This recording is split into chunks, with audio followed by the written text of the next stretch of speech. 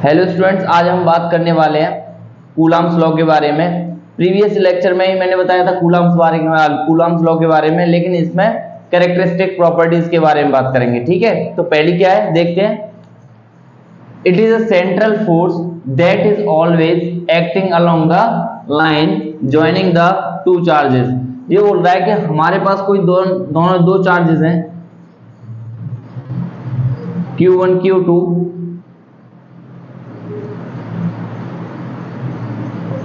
इनके बीच का डिस्टेंस है r। थोड़ी देर कंसीडर कर लीजिए। ठीक है, तो इनके जो सेंटर होंगे, होंगे तो वहां पर जो फोर्स अप्लाइड होगी वही ये फोर्स होगी। जैसे ग्रेविटेशनल फोर्स में अगर बात की थी हमने, बात करते हैं 11th क्लास में, वो भी तो सेंट्रल फोर्स होती है। दोनों के सेंटर पे फोर्स लगती है, दोनों के सेंटर्स पर फोर्स लगती है, इसलिए क्या बोलते हैं इसे सेंट्रल फोर्स बोलते हैं।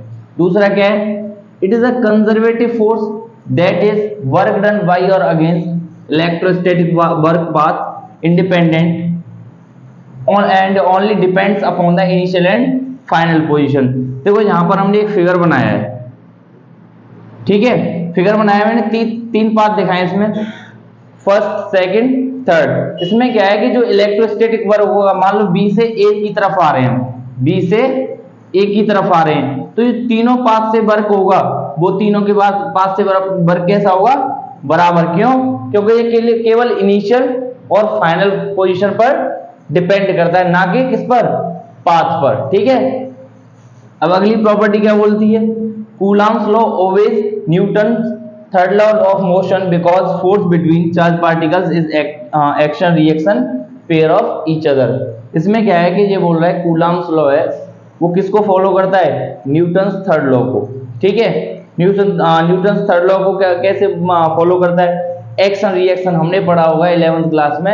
जब हम किसी दीवार में वैसे घूसा मारते हैं तो उतनी फोर्स से वो क्या है हम पर ताकत लगाती है, वैसे ही आपस में क्या करते हैं, एक्शन रिएक्शन फोर्स का अप्लाई करते हैं एक दूसरे पर। ठीक है, it always inverse square law that is F directly proportional to 1/r square. ठीक है, तो ये क्या है, इनवर्स स्क्वायर लॉ को भी फॉलो करता है। वो तो मैंने पहले ही दिखा चुका हूं जब मैंने डेरिवेशन कराया प्रीवियस लेक्चर में।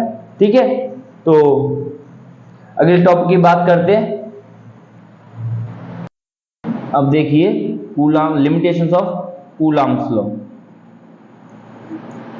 देखो पहली लिमिटेशन देखते हैं, it is applicable for only point charge particle in case of large charges charge D distribution changes the separation between the charges. ये बोल रहा है कि दो पॉइंट चार्ज हैं हमारे पास, Q1 एंड Q2 कंसीडर कर लिए थोड़ी देर के लिए, और दोनों के बीच में जो कुछ डिस्टेंस पर ये सेपरेट किए गए हैं। तो हमारे पास है, देखो यहाँ पर है Q1 और यहाँ पर है Q2 चार्ज मान लेंगे। ठीक है, दोनों के बीच के जो डिस्टेंस मान लिया हमने थोड़ी देर के लिए, R मान लेंगे। ठीक है, तो यहाँ पर क्या है, R मान लेंगे, और एक मान लो ये एप्लीकेबल है पॉइंट चार्ज के लिए। ठीक है, अब ये क्या है कि पहला मान लो दोनों स्टेशनरी चार्ज पार्टिकल होने चाहिए। कैसे होने चाहिए, स्टेशनरी चार्ज पार्टिकल। अगर एक रेस्ट में, अगर एक मोशन में, तो भी ये एप्लीकेबल हो जाएगा। अगर दोनों मोशन में तो ये एप्लीकेबल नहीं होगा। ठीक है, और ये लार्ज डिस्टेंस भी नहीं होना चाहिए दोनों के बीच का। जैसे मान लो लार्ज डिस्टेंस का मतलब है कि जो लार्ज चार्जेस होते हैं, लार्ज डिस्टेंस नहीं, लार्ज चार्जेस होते हैं। जैसे मान लो हमने दो चार्ज पार्टिकल्स मान लिए जिनके जो लार्ज चार्ज है, ठीक है, उनके जो बीच की जो सेपरेशन है वो चेंज हो जाएगी। इस वजह से क्या है, ये एप्लीकेबल नहीं होगा, केवल ये पॉइंट चार्जेस के लिए एप्लीकेबल होगा। अब सेकंड देखो, Coulomb's force is a long range force.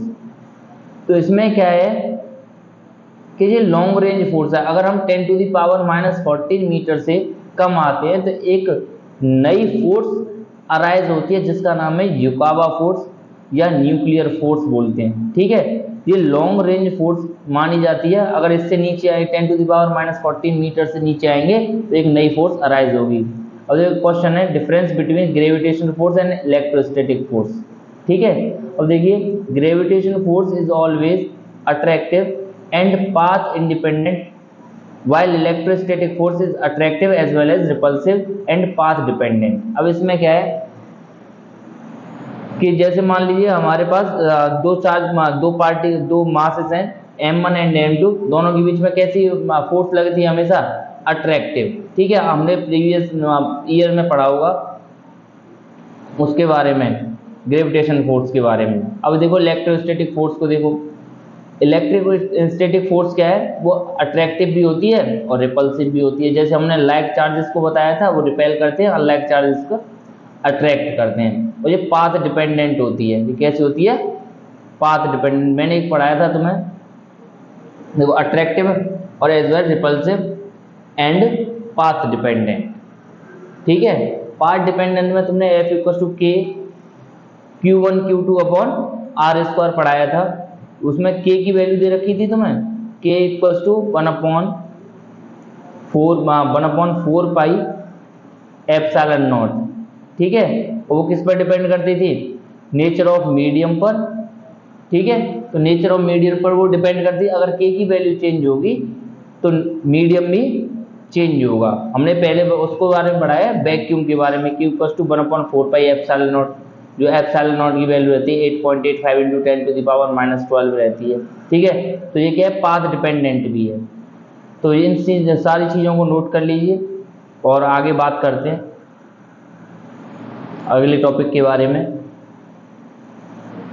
अब देखिए equilibrium of a charge, a point where the net force on the charged particle is 0, it is said to be equilibrium point and neutral point। ठीक है, अब इसमें क्या है कि ये बोल रहा है कि मान लो हमारे पास कोई पॉइंट है, वहाँ पर दो फोर्स अप्लाइड है। जैसे मान लीजिए एक इधर से लग रही है और एक इससे इधर लग रही है। अब इस पॉइंट पर क्या हो, जो एफ नेट हो हमारा कितना होना चाहिए, 0 हो जाए। एफ नेट कितना हो जाए, 0 हो जाए। इसकी वजह से क्या होगा, ये इक्विलिब्रियम पॉइंट कहलाएगा। और देखो कंडीशंस देखो इसके बारे में फॉर इक्विलिब्रियम। देखो if two charge particles are of same sign then the neutral point will always be somewhere between the charges. ठीक है, अब ये बोल रहा है कि दो चार्ज पार्टिकल्स हो हमारे पास, कैसे साइन के, सेम साइन के। जैसे मान लीजिए +2 कूलम और +5 कूलम। ठीक है, अब उन दोनों के बीच में सेपरेशन होगी कुछ, तो उन दोनों के बीच में ही कहीं न्यूट्रल पॉइंट आपको ऑब्टेन हो जाएगा। दूसरा देखिए, if two charge particles are of opposite sign then the neutral point will be outside the charges on the line joining them. तो इसमें क्या है कि ये बोल रहा है कि अपोजिट साइन के होने चाहिए। कैसे होने चाहिए, अपोजिट साइन के होने चाहिए। जैसे मान लो +2 कूलम एंड दूसरा मान लीजिए +5 कूलम, तो न्यूट्रल पॉइंट होगा वो कहाँ मिलेगा, लाइन से बाहर मिलेगा। अब अगली वाली प्रॉपर्टी देखिए, जो न्यूट्रल पॉइंट होगा वो स्मॉलर चार्ज के पास होगा हमेशा।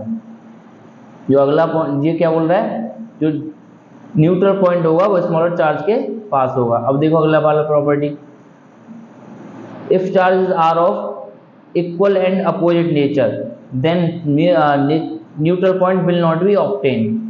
जो न्यूट्रल पॉइंट है वो ऑब्टेन ही नहीं होगा हमारे पास। मान लीजिए -K कूलम, -Q और +Q दे रखे हों, दोनों अपोजिट नेचर के हैं। ठीक है, दोनों ही मान लीजिए थोड़ी डिस्टेंस पे सेपरेट है। अब इन दोनों के बीच में जो न्यूट्रल पॉइंट होगा वो ऑब्टेन नहीं होगा। ठीक है, अब जो इसके बारे में आप पढ़ चुके हैं, अब इस जो क्वेश्चन है वो आगे वाले लेक्चर में कराएंगे, तो बाद बाकी बात कल करते हैं। ठीक है, थैंक यू, जय हिंद, जय भारत।